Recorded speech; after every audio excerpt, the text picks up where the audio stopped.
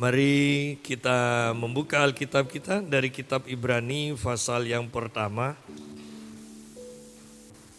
Kitab Ibrani pasal yang pertama ayat yang pertama sampai ayat yang keempat.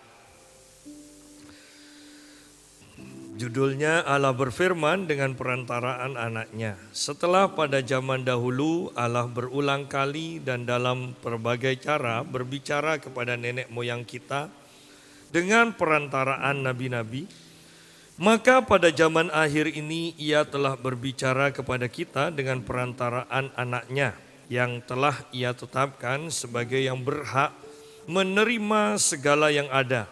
Oleh Dia Allah telah menjadikan alam semesta. Ia adalah cahaya kemuliaan Allah dan gambar wujud Allah, dan menopang segala yang ada dengan firman-Nya yang penuh kekuasaan. Dan setelah ia selesai mengadakan penyucian dosa, ia duduk di sebelah kanan yang maha besar di tempat yang tinggi, jauh lebih tinggi daripada malaikat-malaikat, sama seperti nama yang dikaruniakan kepadanya, jauh lebih indah daripada nama mereka. Nah, kita di sini akan mempelajari tentang mendengar suara Tuhan. Dan tentunya hal ini sangat penting ketika keadaan serba membingungkan. Hanya firman Tuhan yang mampu untuk menguatkan kita dan membuat langkah-langkah kita akan selalu benar. Kita bersyukur bahwa keadaan sekarang sudah semakin baik. Bahkan dikatakan Pamekasan ini sudah zona orange dan kuning. Ya, berarti risiko sedang dan risiko rendah. Dan kita berharap bahwa semuanya akan menjadi baik.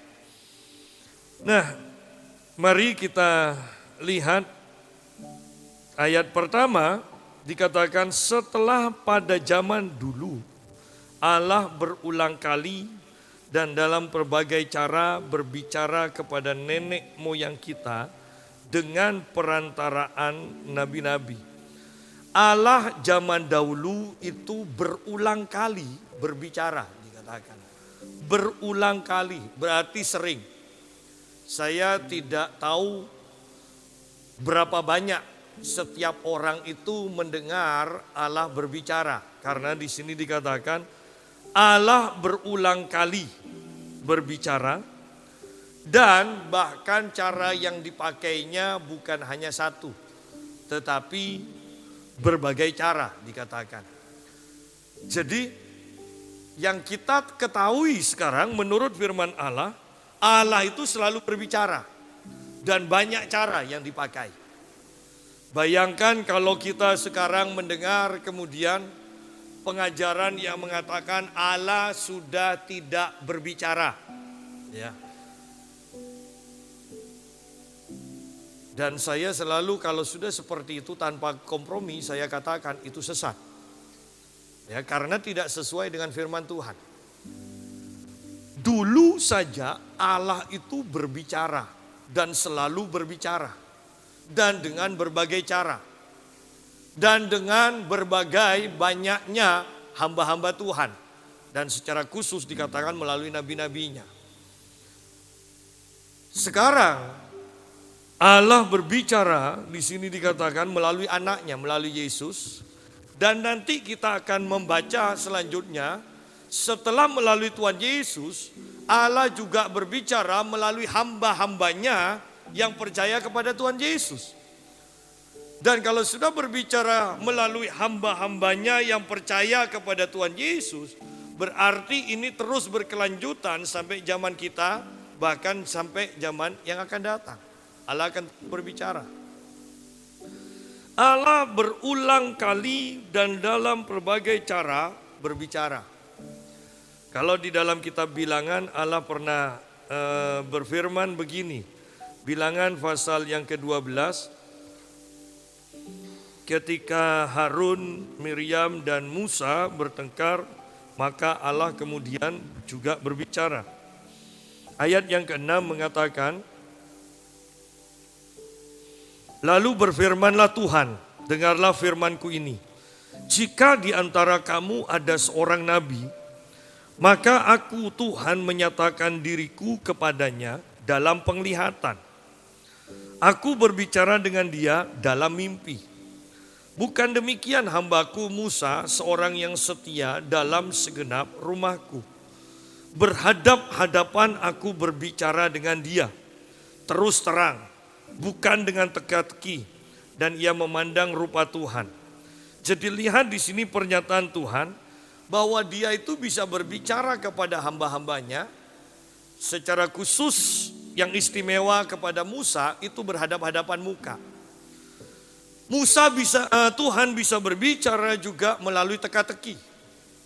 Tuhan bisa berbicara melalui penglihatan.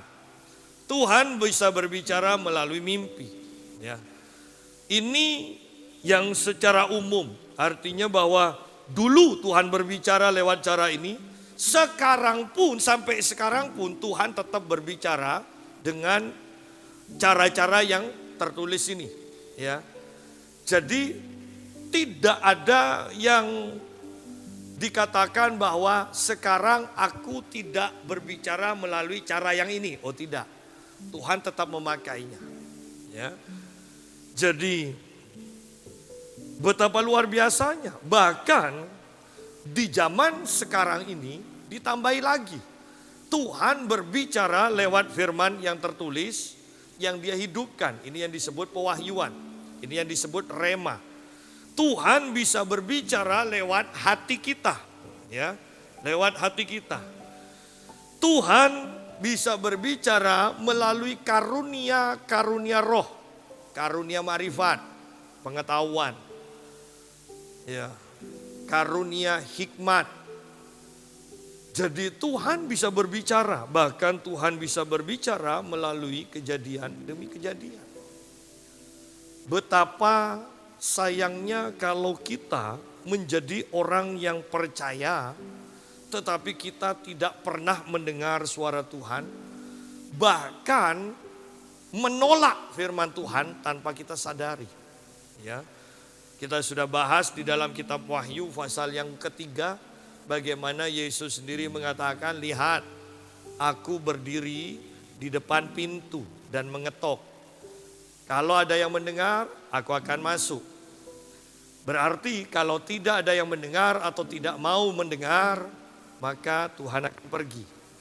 Bahkan di sana dikatakan dengan perkataan, lihat aku berdiri di depan pintu. Berarti Yesus sudah ada di luar kita. Padahal seharusnya Alkitab katakan Yesus di dalam kita. Sekarang Yesus sudah di luar. Kenapa di luar? Berarti karena Tuhan sering berbicara pada kita dan kita menolaknya, maka Tuhan pergi. Terakhir kali Tuhan dari luar berbicara, dan kalau kita tetap tidak membukanya, maka Tuhan akan meninggalkan kita selama-lamanya.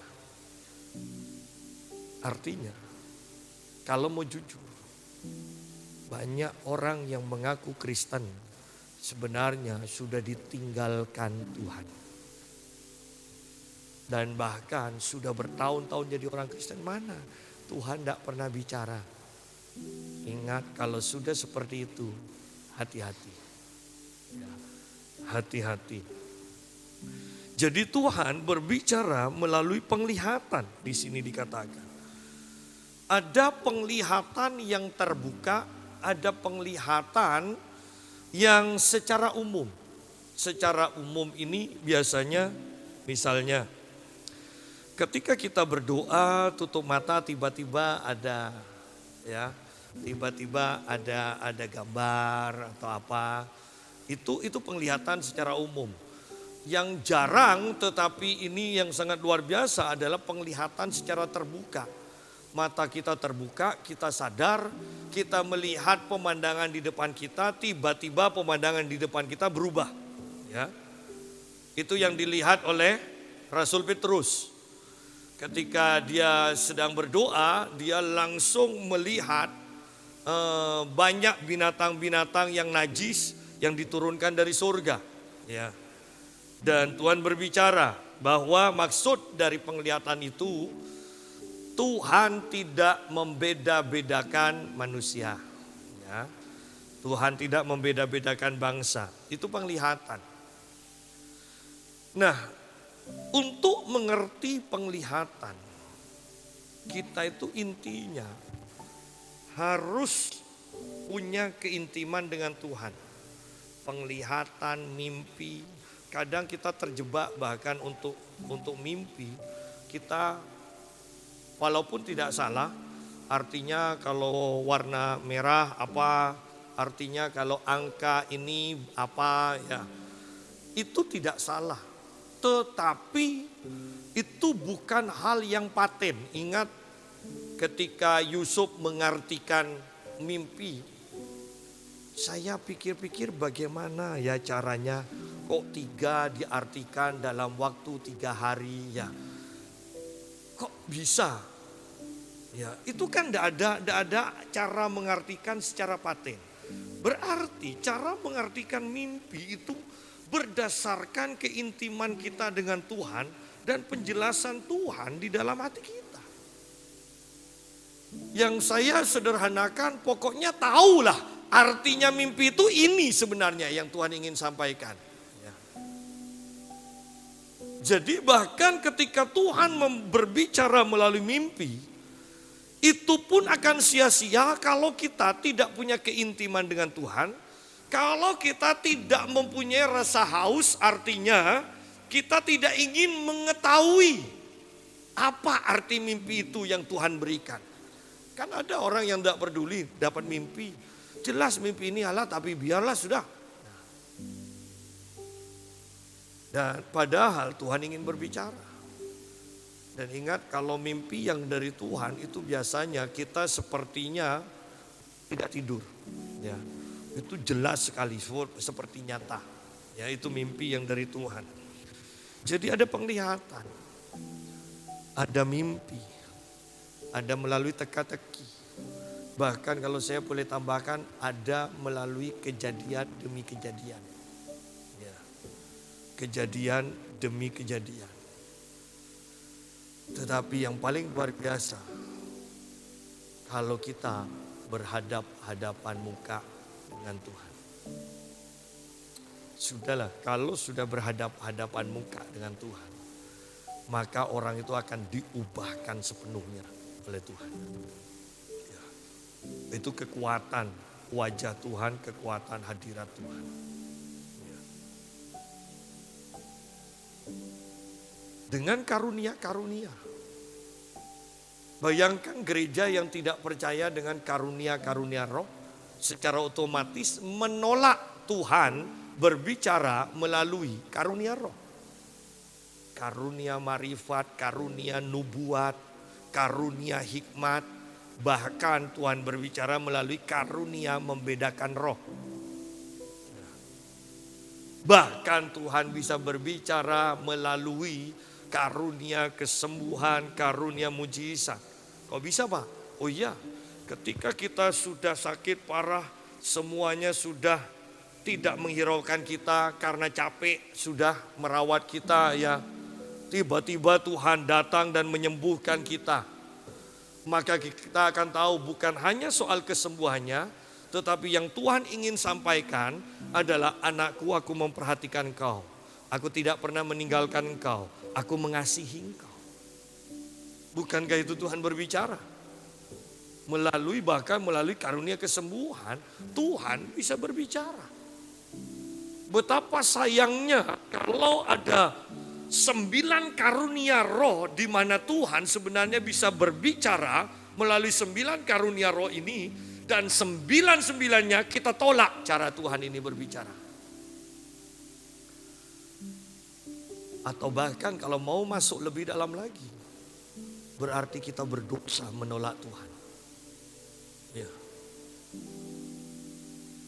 Jadi perhatikan sungguh-sungguh kembali kepada kitab Ibrani pasal yang pertama. Allah berulang kali berbicara. Kapan terakhir Tuhan berbicara kepada kita? Dan Tuhan berbicara melalui berbagai cara. Tuhan berbicara melalui cara apa? Kepada kita terakhir kali. Nah, kalau Anda ingat, ini penting loh, kita mengevaluasi perjalanan iman kita dengan Tuhan.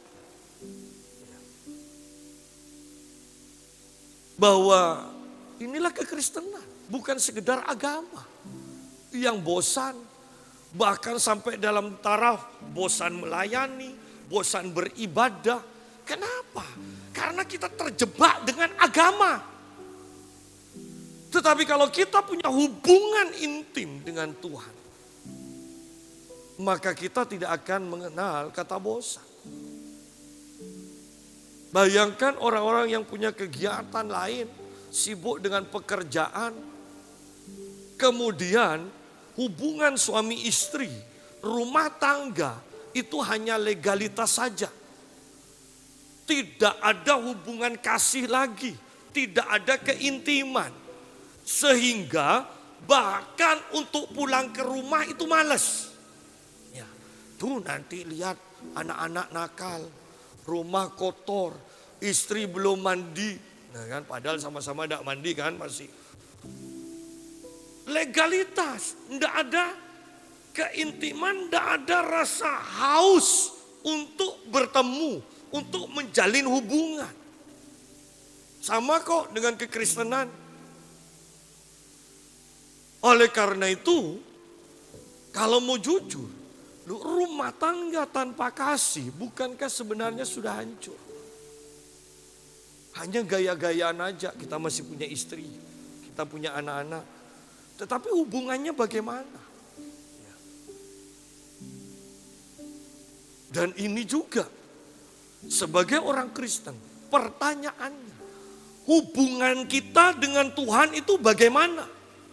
Ataukah kita sudah jatuh begitu dalamnya, kekristenan kita hanya sekedar agama atau hubungan dengan Tuhan masih terjalin dengan intim. Oleh karena itu saya katakan, dari banyaknya Tuhan berbicara, ingatkah kita kapan terakhir kali Tuhan berbicara? Dari berbagai cara yang Tuhan sudah pakai untuk berbicara dengan kita, ingatkah kita berapa cara yang Tuhan sudah pakai dari sekian banyak? Kan biasanya ada Tuhan berbicara lebih sering lewat penglihatan, lebih sering lewat suara hati, lebih sering lewat kejadian, lebih sering lewat mimpi. Jangan katakan pada saya, enggak Pak, Tuhan enggak pernah bicara pada saya. Nah, ya, sudah jelaskan berarti bukan domba. Kalau domba pasti mendengar suara dari gembala. Ya. Bahkan seorang hamba Tuhan katakan begini, ini waktunya kita itu sudah mulai menyingkirkan segala sesuatu yang menghambat hubungan kita dengan Tuhan. Dan kita mulai mengutamakan hubungan dengan Tuhan. Bahkan seandainya pekerjaan yang lebih baik, seandainya keuangan yang lebih banyak, berkat uang yang lebih banyak, kalau itu akan membuat gairah kita akan Tuhan semakin berkurang, tinggalkan itu, buang itu dikatakan. Kenapa? Karena hubungan dengan Tuhan itu yang utama, sangat utama.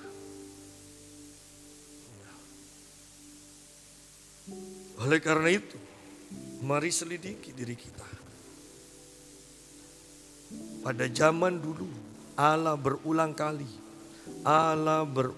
kali dan dalam berbagai cara berbicara kepada kita. Saya sederhanakan, dengan perantaraan nabi-nabi.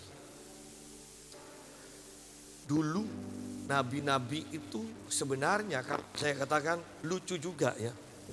Sekarang banyak dari gereja menolak dan tidak percaya bahwa masih ada nabi.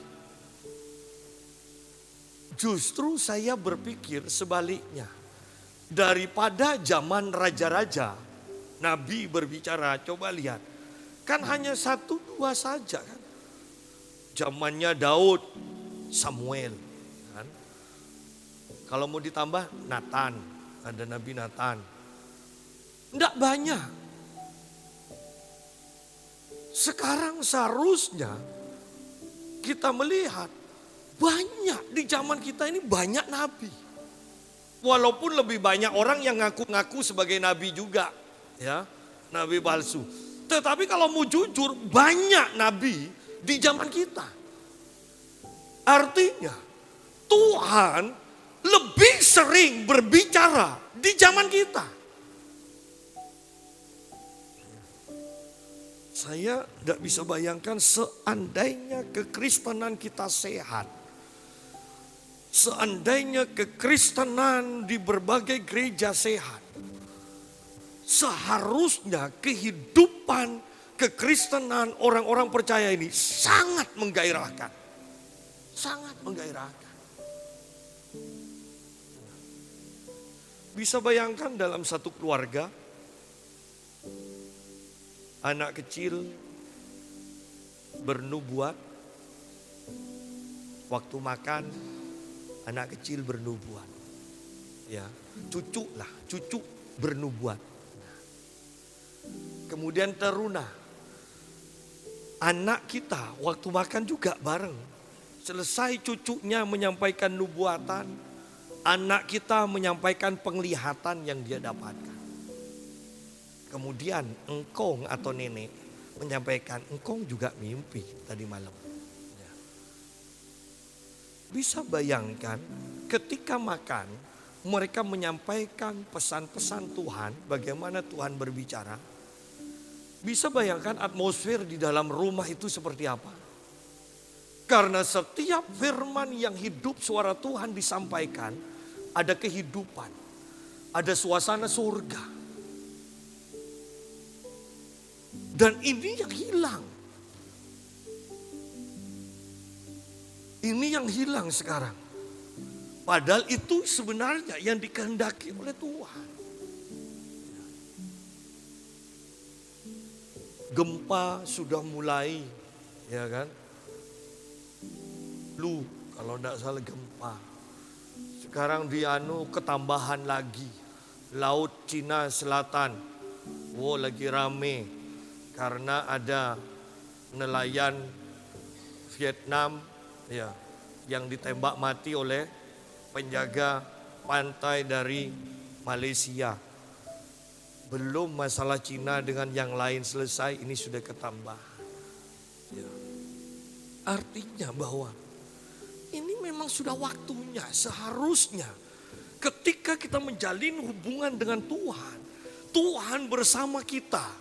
Saya selalu katakan dalam keadaan apapun, bencana alam, peperangan, saya mau katakan Tuhan tidak akan pernah meninggalkan kita dan Tuhan sanggup melindungi kita, bahkan Tuhan sanggup memberkati kita dalam keadaan apapun juga.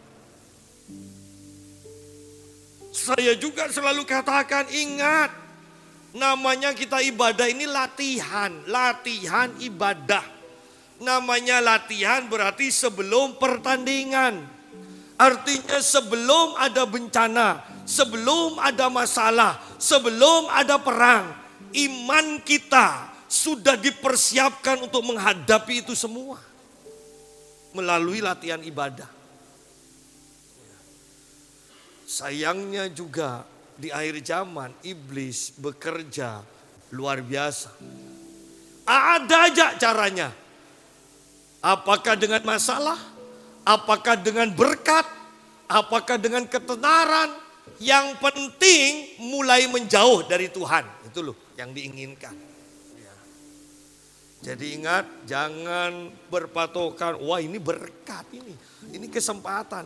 Kalau kesempatanmu membuat engkau jauh dari Tuhan, tolak. Kalau tidak, selamanya engkau akan semakin jauh dan terpisah dari Tuhan. Tuhan masih berbicara. Dan ayat yang kedua, maka pada zaman akhir ini ia telah berbicara kepada kita dengan perantaraan anaknya. Tuhan berbicara melalui perantaraan anaknya, yaitu Yesus. Yesus. Nah, kita lompat dulu ke pasal yang kedua, ayat yang pertama. Karena itu harus lebih teliti kita memperhatikan apa yang telah kita dengar. Supaya kita jangan hanyut di bawah arus. Jadi kita harus teliti mendengar. Nah, yang terpenting berarti punya dasar firman Tuhan sebagai alat mencocokkan, mengkoreksi. Ini sungguh-sungguh suara Tuhan. Ini dari Tuhan atau bukan? Ya. Oleh karena itu dikatakan, karena itu harus lebih teliti kita memperhatikan apa yang telah kita dengar, supaya kita jangan hanyut di bawah arus. Ya.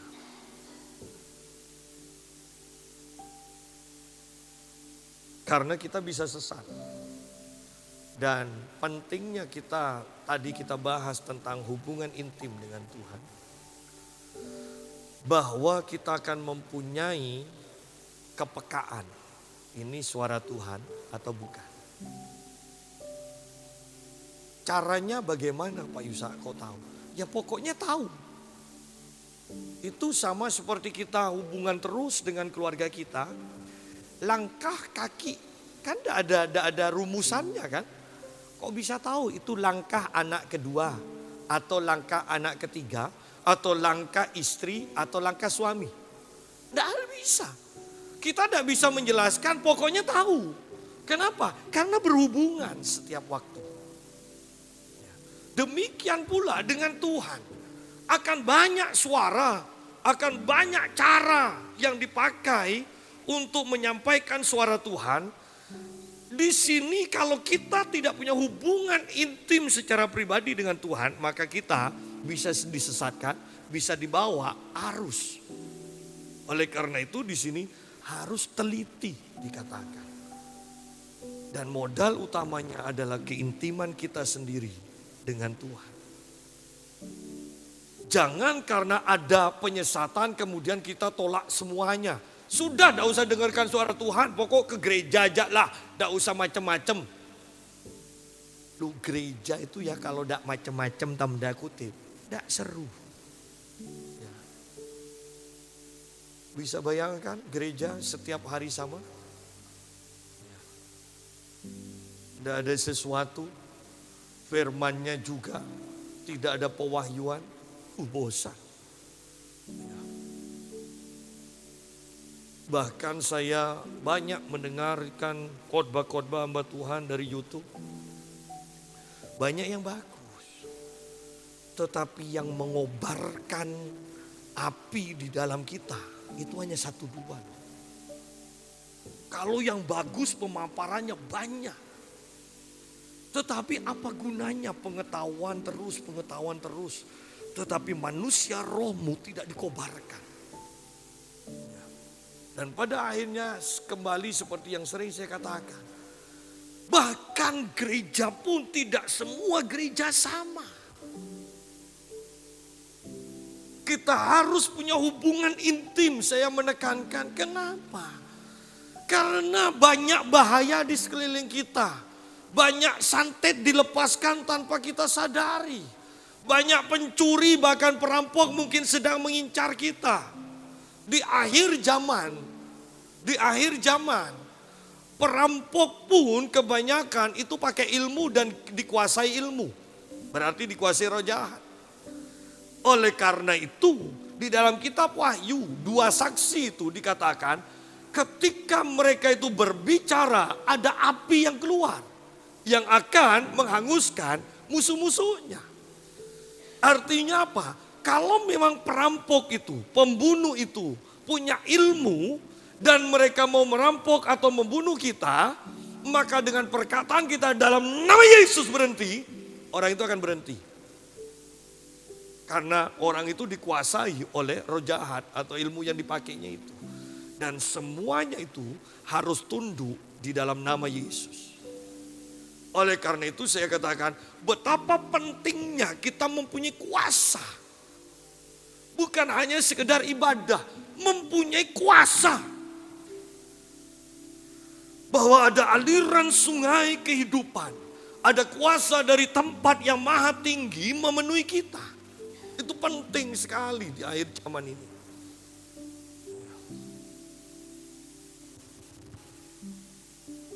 Bahkan sekarang banyak orang berlomba-lomba kan. Memelihara boneka yang di dalamnya ada arwahnya. Ada dukun-dukun sekarang bahkan mungkin yang indigo itu sampai itu kinosi kan punya boneka. Anda jangan main-main, itu boneka itu asalnya dari Thailand.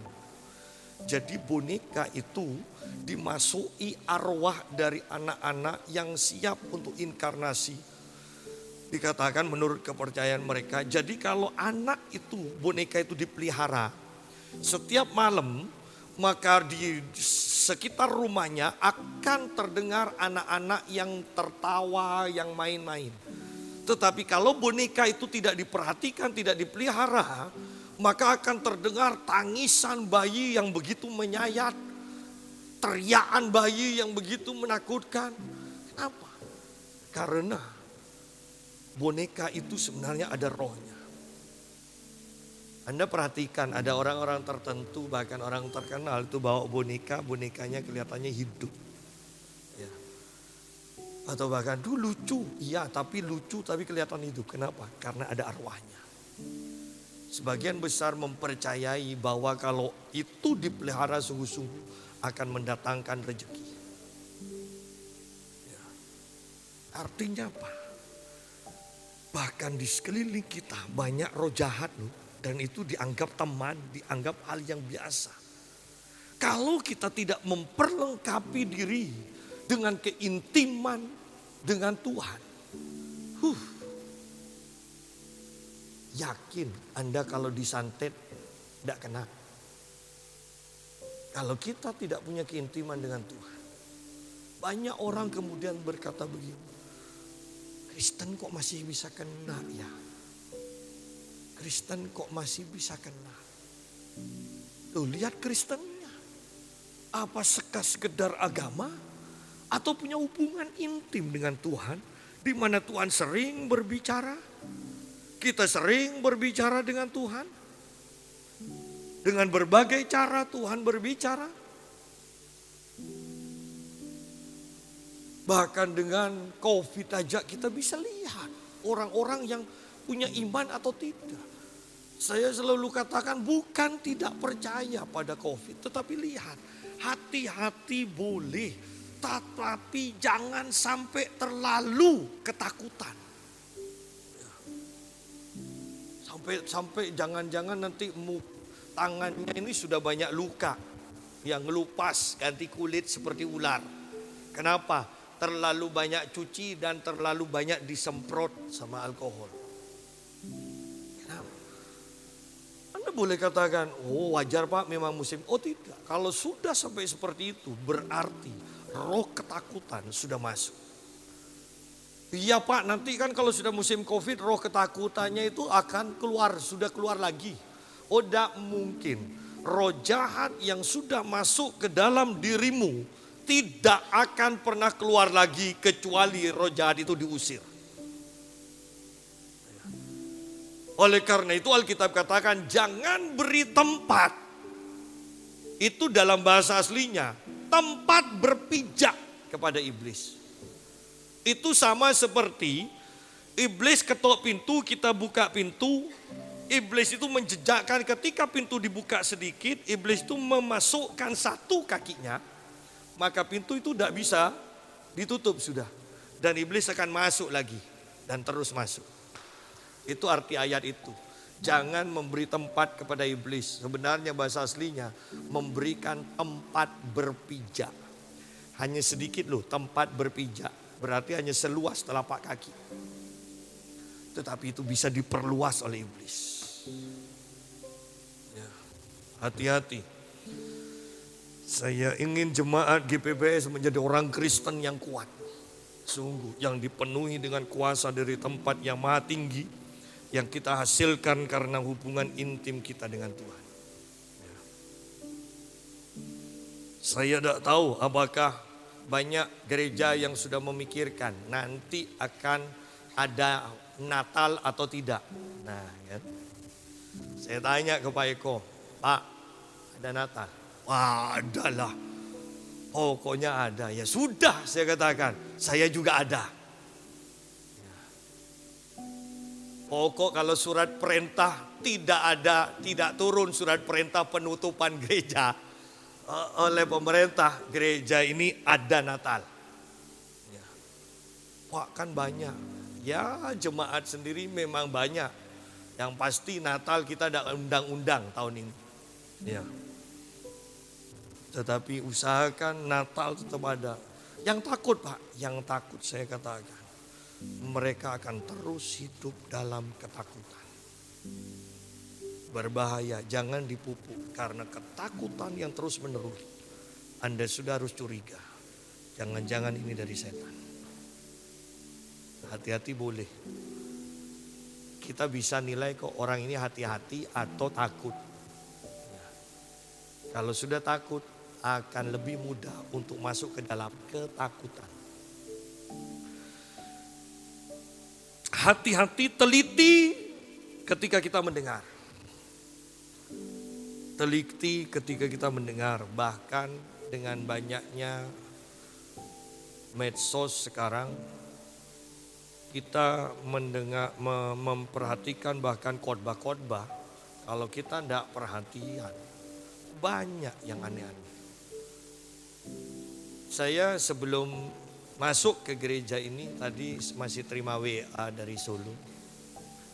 Dan ditanya, Pak Yusa, apakah semua orang baik yang tidak terima, yang bukan Kristen, tidak percaya pada Tuhan Yesus bisa diselamatkan nanti kumpul sama kita di surga? Dan saya katakan tidak bisa. Keselamatan hanya ada di dalam Kristus. Ayatnya sudah ada, saya kasih ayat. Kisah Rasul 4 ayat 12, Yohanes 14 ayat yang ke-6. Pak, tapi ini yang ngomong, ini anak buahnya pakar teologia. Ya. Bukankah sudah ngelotok seharusnya firmannya, kok masih punya pendapat seperti itu? Lihat, agama Kristen saja tidak cukup. Kecuali kita punya hubungan intim dengan Tuhan. Hidup berdasarkan pewahyuan. Tapi daripada tengkar, ya mungkin bisa. Hanya surganya beda. Iya kan? Karena Tuhannya beda, surganya beda. Daripada rame kan? Wah, apa orang Kristen kok egois? Bisa selamat, surganya beda. Ya. Daripada rame. Nah, ayat yang kedua. Dari Ibrani pasal yang kedua. Sebab kalau firman yang dikatakan dengan perantaraan malaikat-malaikat tetap berlaku. Ya. Firman yang disampaikan melalui malaikat, pakai perantara malaikat tetap berlaku. Dan setiap pelanggaran dan ketidaktaatan mendapat balasan yang setimpal. Bagaimanakah kita akan luput jikalau kita menyia-nyiakan keselamatan yang sebesar itu, yang mula-mula diberitakan oleh Tuhan, dan selanjutnya oleh mereka yang telah mendengarnya kepada kita dengan cara yang dapat dipercayai. Dengan cara yang dapat dipercayai. Perhatikan, kalau ini disederhanakan akan berkata begini. Ayat yang ketiga dengan jelas, bagaimanakah kita akan luput jikalau kita menyia-nyiakan keselamatan yang sebesar itu yang mula-mula diberitakan oleh Tuhan. Bagaimana kalau kita sederhanakan? Bagaimana kita bisa luput kalau kita tidak memperhatikan suara Tuhan? Bahwa setiap firman, bahkan di sini secara jelas, firman keselamatan itu pun diucapkan oleh Tuhan sendiri. Disampaikan oleh Tuhan. Orang yang tidak meresponi, orang yang tidak mendengar, orang yang tidak mau mendengar, tidak mungkin diselamatkan, dikatakan. Bahkan setelah itu, orang yang tidak mau mendengarkan hamba-hamba Tuhan berbicara, dikatakan, mereka tidak akan diselamatkan. Tetapi hambanya bagaimana? Ini hamba-hambanya. Sedangkan, ayat 4. Allah meneguhkan kesaksian mereka. Kesaksian hamba-hamba Tuhan itu yang berbicara, yang harus kita terima perkataannya sebagai suara Tuhan. Kenapa kita tahu bahwa mereka itu menyampaikan suara Tuhan? Karena Allah meneguhkan kesaksian atau pemberitaan atau suara Tuhan yang disampaikan hamba Tuhan ini. Allah meneguhkan kesaksian mereka oleh tanda-tanda ajaib dan mujizat-mujizat dan oleh berbagai penyataan kekuasaan, pernyataan kuasa dan karunia Roh Kudus yang dibagi-bagikannya menurut kehendaknya. Bahwa setiap hamba Tuhan yang menyampaikan suara Tuhan dan jemaat yang mendengarkannya menerima itu sebagai suara Tuhan. Buktinya apa suara Tuhan? Karena pelayanan, pemberitaan mereka disertai tanda-tanda ajaib, disertai mujizat, disertai demonstrasi kuasa, disertai aktifnya karunia-karunia roh dalam kehidupan mereka. Jadi, kalau hamba Tuhan tidak punya kuasa, tidak ada mujizat, tidak punya karunia-karunia roh, sungguh-sungguhkah mereka menyampaikan suara Tuhan? Itu jadi pertanyaan. Ataukah mereka hanya menyampaikan pengetahuan tentang Tuhan, pengetahuan tentang Alkitab, suara Tuhan, firman Tuhan. Selalu Alkitab katakan, Tuhan katakan akan diteguhkan. Akan diteguhkan. Ya.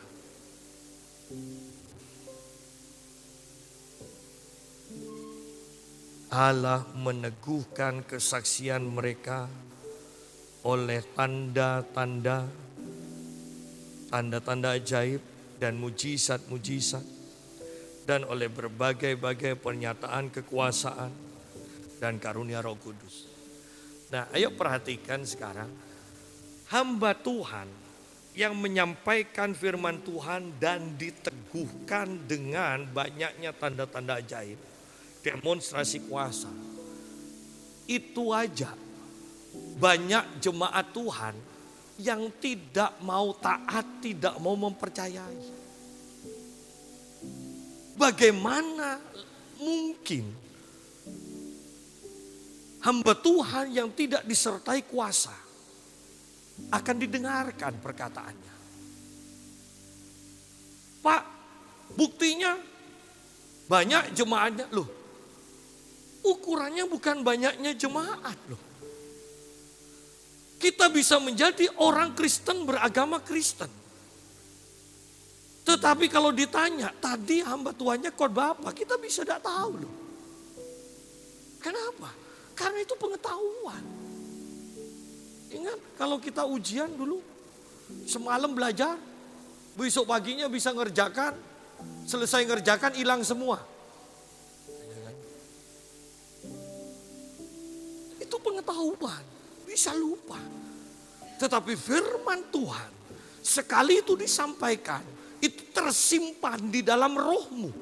Ketika ada masalah, ketika ada keadaan yang membutuhkan kuasa kita dimanifestasikan, maka firman yang tersimpan itu akan muncul dengan sendirinya.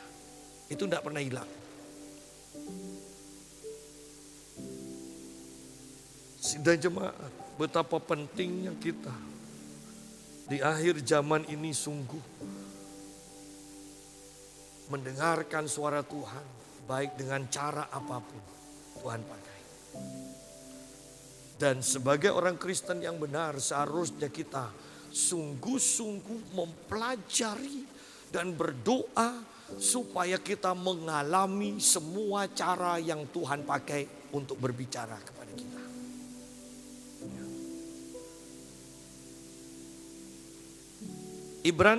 Ibrani pasal yang ketiga, ayat yang ke-7 mengatakan begini.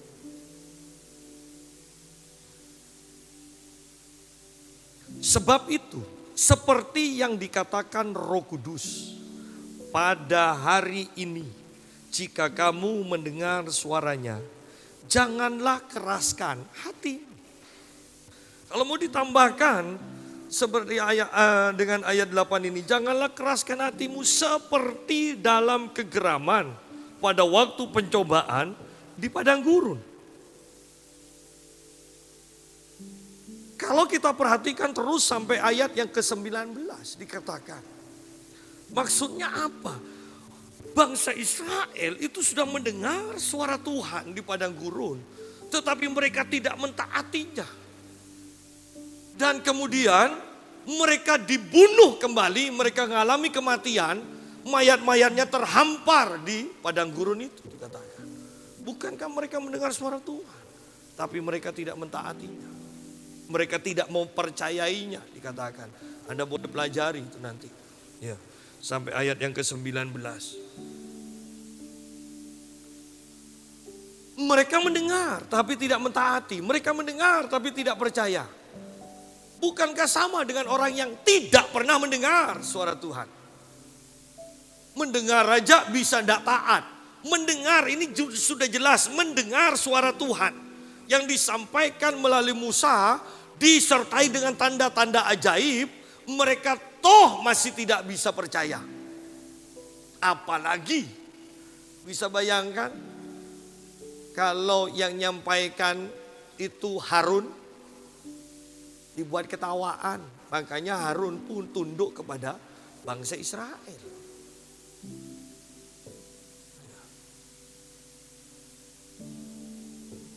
Jadi penting di sini. Apakah kita mendengar suara Tuhan?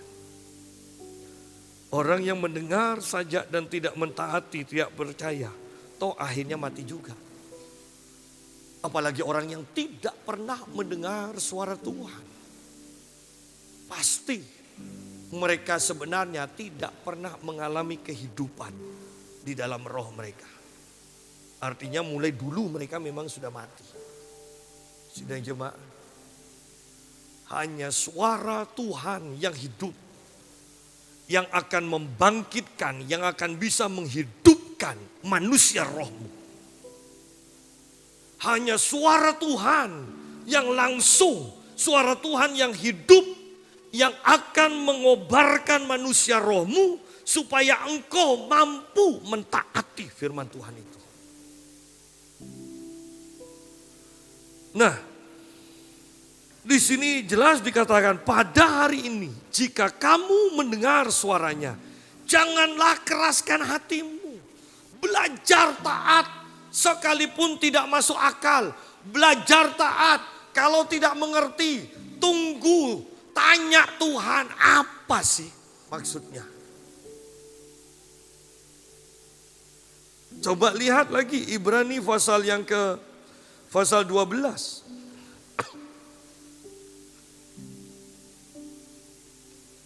Ayat yang ke-25.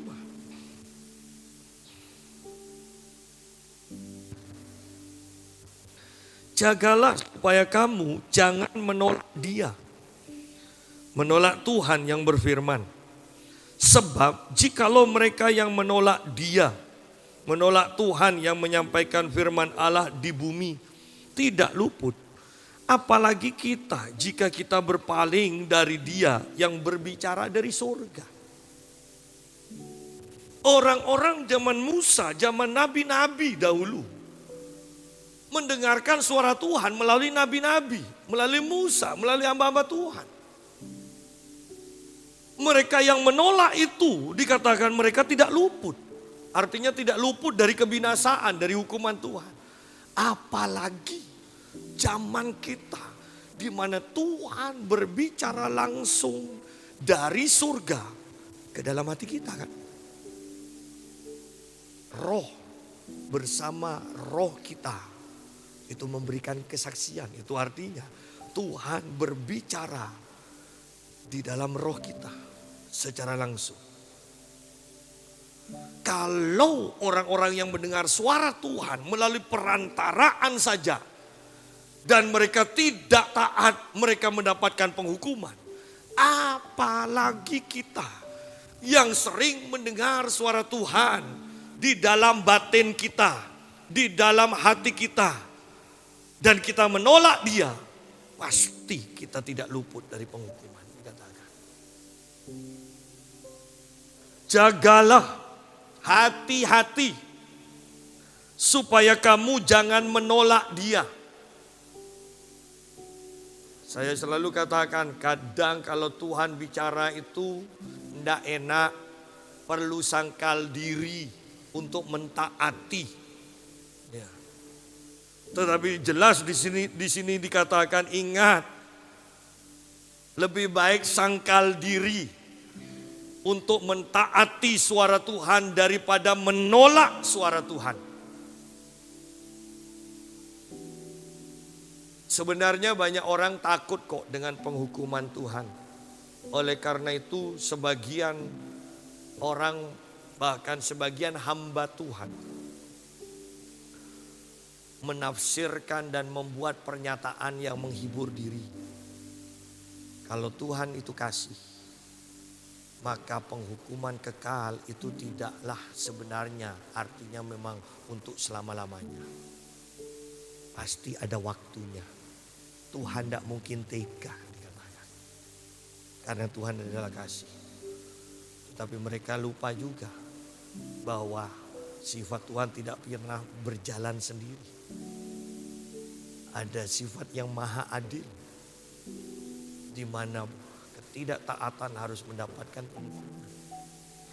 Tetapi yang saya mau katakan, banyak orang sebenarnya sudah membuat penangkal. Ya, sebenarnya hati mereka takut untuk masuk dalam penghukuman dan mereka menghibur diri sendiri. Bahwa tidak mungkin Tuhan menghukum untuk selama-lamanya di dalam neraka. Kata mereka. Karena mereka tahu bahwa mereka tidak pernah mentaati Dia. Tetapi orang yang mentaati Tuhan, ada kesaksian batin, ada kehidupan kekal di surga, ada penghukuman kekal di neraka. Itu sudah tidak tergoyahkan. Jagalah, hati-hatilah supaya kamu jangan menolak Dia yang berfirman. Sebab jikalau mereka yang menolak Dia yang menyampaikan firman Allah di bumi tidak luput. Apalagi kita, jika kita berpaling dari Dia yang berbicara dari surga. Anda pikir orang-orang yang berbuat dosa, orang Kristen yang berbuat dosa, orang Kristen yang menjauh dari Tuhan, orang Kristen yang menyangkal imannya, Anda pikir mereka tidak pernah mendengar suara Tuhan?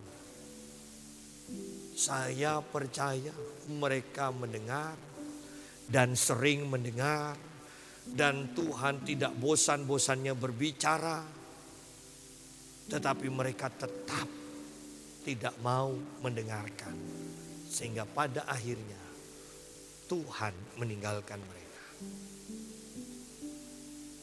Tuhan tidak mungkin satu kali bicara kita tidak taat dan Dia langsung tinggalkan kita. Tidak. Buktinya ketika kita berbuat dosa, berbuat salah misalnya. Bukankah hati kita sampai beberapa hari ini tidak tenang. Artinya Tuhan berbicara terus menerus. Sampai kita ngaku iya, salah. Nah baru hati kita tenang. Atau ketika kita sudah berhari-hari, berminggu-minggu, berbulan-bulan seperti itu, maka Tuhan yang akan pergi meninggalkan kita. Dan kita mungkin katakan enak juga ya sekarang. Tidak pernah merasa gelisah. Oh iya, karena Tuhan sudah tidak bicara sebenarnya. Bukan enak, bahaya.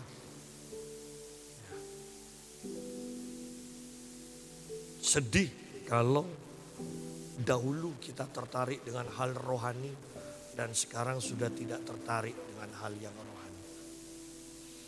Dan kita menghibur diri, Allah kita pasti selamat. Allah Tuhan tidak kejam. Pasti kok, itu kan hanya untuk nakut-nakuti. Supaya jadi baik. Pasti ujung-ujungnya masuk surga semua karena Tuhan kasih. Oh tidak. Apa yang disampaikan melalui firman-Nya tidak pernah Tuhan batalkan. Tidak pernah Tuhan koreksi. Ya di atas ya. Tidak di atas tidak. Ya. Dan pada akhirnya kita melihat di dalam kitab Wahyu.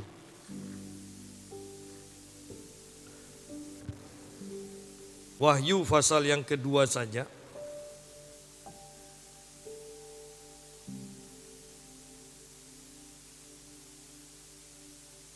Ayat yang ke-7. Siapa bertelinga, hendaklah ia mendengarkan apa yang dikatakan Roh kepada jemaat-jemaat. Berarti di zaman gereja Tuhan berbicara langsung kepada kita. Dan hendaklah kita mendengarkan suara Tuhan itu. Selanjutnya dikatakan barang siapa menang. Dan ini diulang terus walaupun janjinya beda-beda. Ya. Tetapi kepada ketujuh jemaat, dua hal ini tidak pernah berubah. Barang siapa mempunyai telinga untuk mendengar apa yang dikatakan Roh. Barang siapa mempunyai telinga untuk mendengar, maka dia akan menang. Barang siapa mendengarkan suara Roh, dia akan menang. Kepada semua jemaat,